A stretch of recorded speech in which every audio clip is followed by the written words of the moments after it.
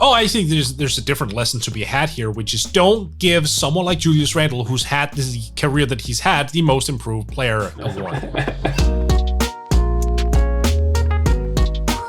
All right, well, let's try to fix the New York Knicks now. All right. So what do you make of Julius Randle? He, most improved player, Julius Randle, did not have a most improved playoffs. Really seemed to struggle against Really? Wow. So, yeah. Before we get into their offseason outlook, what did you make of him in that series? And what are the lessons that the Knicks need to take away from that series now looking ahead to the summer? Oh, I think there's a different lesson to be had here, which is don't give someone like Julius Randle, who's had this career that he's had, the most improved player award. I will always be bothered by this, and Knicks fans were so upset when I suggested otherwise. You know what? I don't care. I'm enjoying this just for the Schadenfreude. I really am. So I'm not taking anything away necessarily. I think he just had a piss poor playoffs. He was taking shots that he usually makes, and they were rimming out a lot. But remember how a couple months ago you and I were asking ourselves, is the wild shot taking like a problem? Like, is it sustainable that he takes these leaning shots or fadeaways? Or in the playoffs, turns out it's not. Like, it's really not. These were just, he was guarded better, more efficiently. Like, there was a higher degree of defensive focus on him than I think you saw at any point in the regular season, which makes sense because it's the goddamn NBA playoffs. Right. And he had no counter.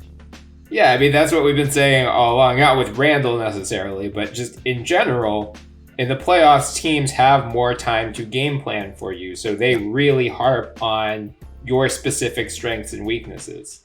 So if I'm the Knicks, I'm thrilled about how this season went, despite the first round knockout. But my takeaway from that series is that Julius Randle is not the number one option on a playoff team. That isn't to say on a good playoff team. Right. Well, on a playoff team that actually hopes to move past the first round. Right. Exactly. Yes. So that isn't to say that they shouldn't keep Julius Randle moving forward, because, I mean, we can get into, it'll probably be more next year. What the outlook is for him moving forward with the Knicks. But, he's only $19.8 million next year. Like, that totally reasonable contract. He's absolutely going to be on that roster. He should be on that roster. Yeah. But I'm also realizing, like, if Julius Randle is my number one option in the playoffs, I'm not going very far. So, luckily, the Knicks have upwards of $50 million in cap space this summer. So they are now poised to be one of the biggest players on the free agent market after striking out on KD and Kyrie 2 years ago. Now we're right back to where we were, where they could, the world is their oyster. Unfortunately for them, really, pretty much all of the top tier guys, the Giannis, LeBron, Paul George, Rudy Gobert, Drew Holiday, are all off the market. So Kawhi, if he's willing to leave, that's obviously number one with a bullet. Yes. Otherwise, are there any guys who really make sense to you as potential targets for the Knicks? Lonzo. I can barely restrain myself. Yes, Lonzo Ball. I think this is a situation where Lonzo makes a lot of sense. They need a guy who can take the ball out of Julius Randle's hands a little bit more, both in the regular season and in the playoffs, as this facilitator. And he's a guy who can sort of feed off of the attention that Randle gets offensively and spot up for three-pointers. Now, to be fair, Lonzo's defense is a bit inconsistent, but it is like there's tremendous upside on that end of the floor for him. And I think the Knicks would greatly appreciate that. I mean, look, under Tips, I think Ball would turn into arguably one of the better guard defenders in the entire NBA over a period of a couple of years.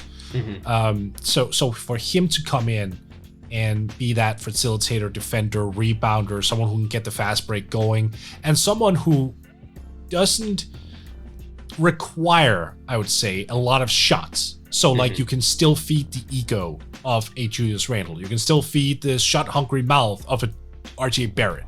Like, he won't take shots away from those guys. In fact, he would give them more chances to establish themselves in better spots because he's a pass-first point guard. Mm-hmm. And he's got size, Bryan. That's really, I think, something they need. They need size. Like, it's tough to match up against versatile size, and he's got that. So I think Lonzo is the clear-cut name to go for if you're the New York Knicks. He has to be, outside of Kawhi Leonard, of course, I think he has to be number one on their list. Yeah, I mean, I think much like Memphis, if I'm the Knicks, I'm not looking at the unrestricted free agents because, like, yeah, they could go after Kyle Lowry, but Kyle Lowry's 35. Like, what is the point of going after a Kyle Lowry or a DeMar DeRozan or a Mike Conley, where, you know, ideally you're going to build around Randle and RJ Barrett moving forward. That might not be like, you know, your overall final team construction, but at least next year, like, those are your main centerpiece guys. Both of them are, you know, RJ is in his early 20s. Julius is in his like mid to late 20s, but he's in his prime-ish still. So, you know, you can go for a short-term upgrade, but it's not going to get you anywhere long-term. So instead, I would go after guys on, you know, more on their developmental timeline. And again, that means restricted free agents. Yeah. So Lonzo, Gary Trent Jr. is another one here where he could make a ton of sense in that Reggie Bullock role, except he's much better than Reggie Bullock. Bryan, why not both?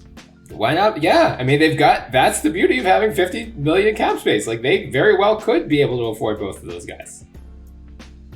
That should be their priority. Going after a brand new backcourt. Yeah. Ball and Trent Jr. Start from there. You slide Barrett up to be a full-time wing.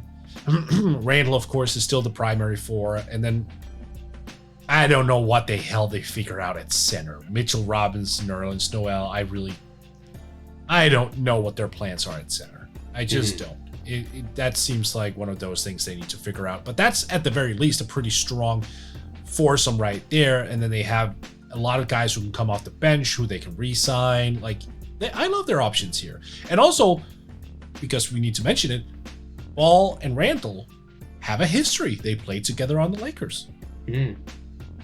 That is true. For 1 year, but still, like, there's a familiarity there.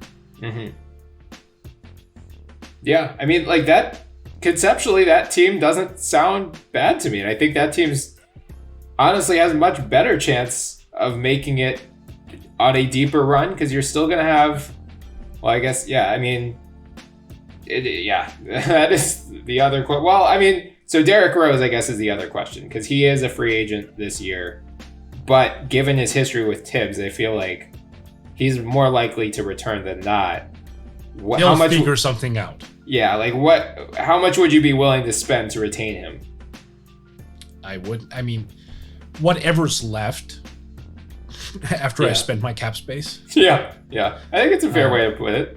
Yeah, but I mean, also, I'll be honest and say that I don't have a high regard of Derrick Rose for a number of reasons. So I'm not interested in trying to carve out money for him personally.